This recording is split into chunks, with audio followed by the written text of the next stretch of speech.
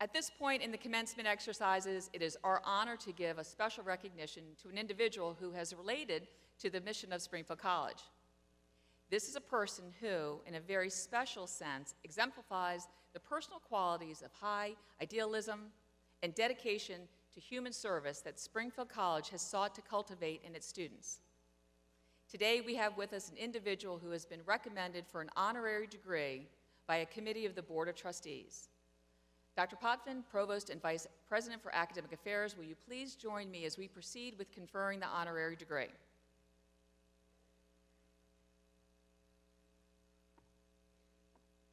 Ladies and gentlemen, on behalf of the Board of Trustees, I have the privilege to present Anna Quindlan for the honorary degree of Doctor of Humanics at Springfield College.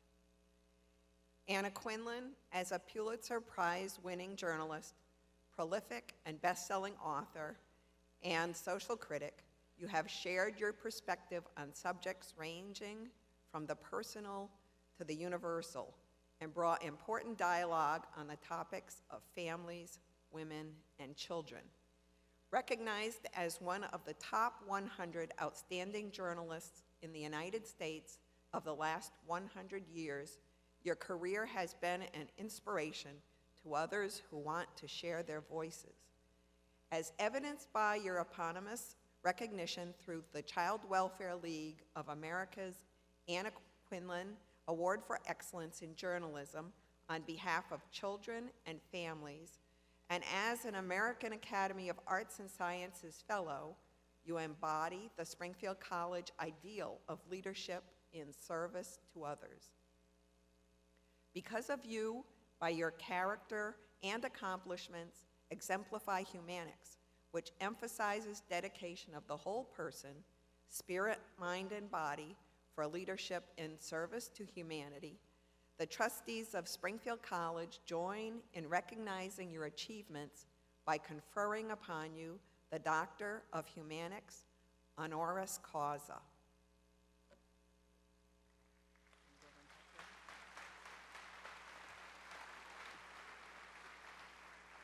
Anna Quindlan, by virtue of the authority given me by the Commonwealth of Massachusetts and by the trustees of Springfield College, I now confer upon you the honorary degree of Doctor of Humanics and all the rights, privileges, and responsibilities pertaining thereto. Please acknowledge our honorary degree recipient with a round of applause.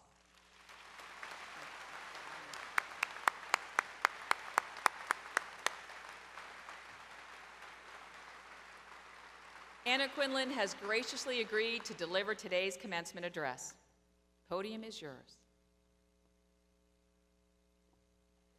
Thank you so much, President Cooper. I am honored to be today, along with so many of you, a graduate of Springfield College. Commencement speeches are hard to write, even at a moment when the country doesn't seem to be going through a civic nervous breakdown. After all, none of you are here to hear me. Everyone in this audience is here for the sake of a few words.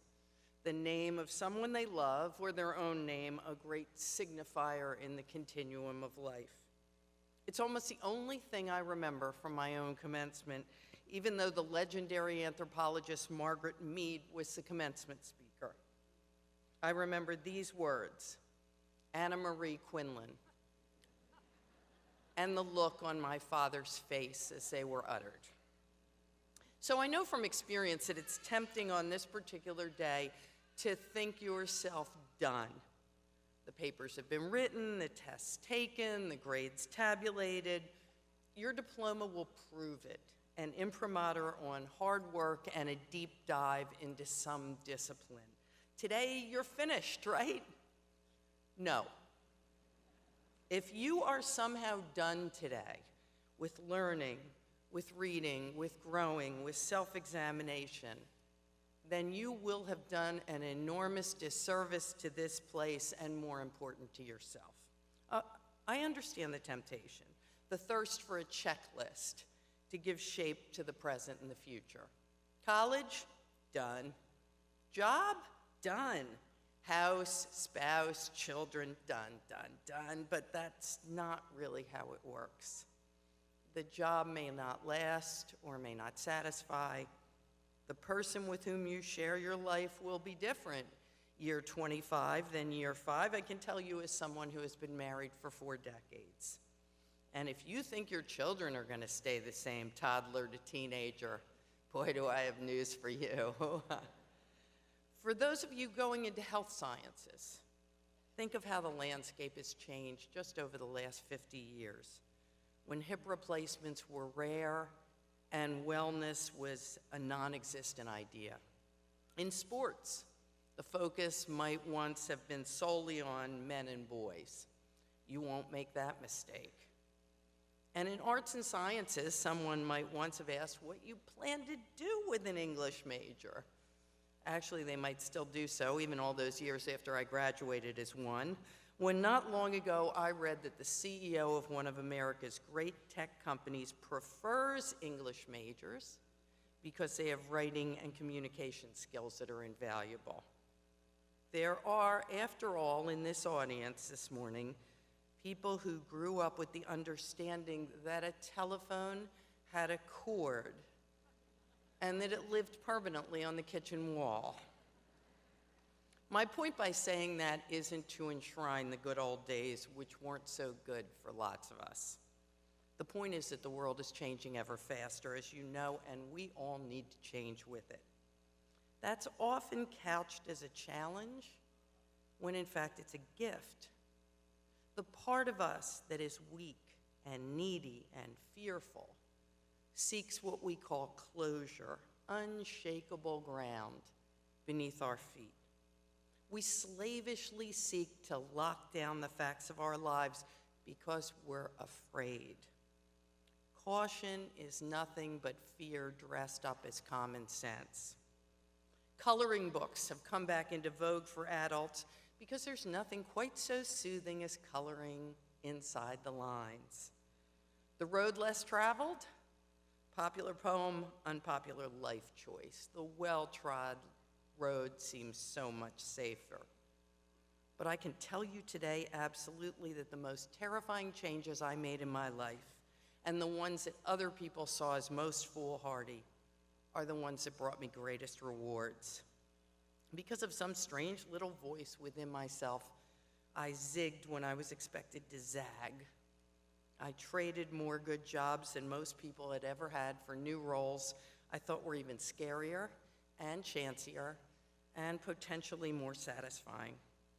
I took the ultimate flying leap and had 3 children in 5 years while my career was at its peak. I left the op-ed page of the New York Times to become a full-time novelist. Someone said that my decision showed that women are afraid of success. But I wasn't afraid of success. I was afraid of living a life that seemed more like a resume than an adventure story. You don't want that sort of life, so you can't let fear rule you for your own sake and for the sake of this nation. Fear is what has poisoned our culture, our communities, and our character. The very worst things in this country are done out of fear. Sexism, racism, homophobia, religious bigotry, the embrace of despots and demagogues, they all arise out of fear. Our political leaders don't actually lead when they're afraid of being thrown out of office. Our corporations resist innovation because they're afraid of taking a chance. In my former business, the news business, fear is the greatest of enemies. Without fear or favor, journalism has to provide readers, listeners, and viewers with stories, even if those are stories the powerful do not want you to hear or believe and do not want us to publish or disseminate. Even if they are stories that offend, enrage, and distress the very readers we are duty-bound to inform. To want to feel sure, finished, done, is not only born of fear, it's an illusion. Change is the only constant, and the checklist should be honored mostly in the breach.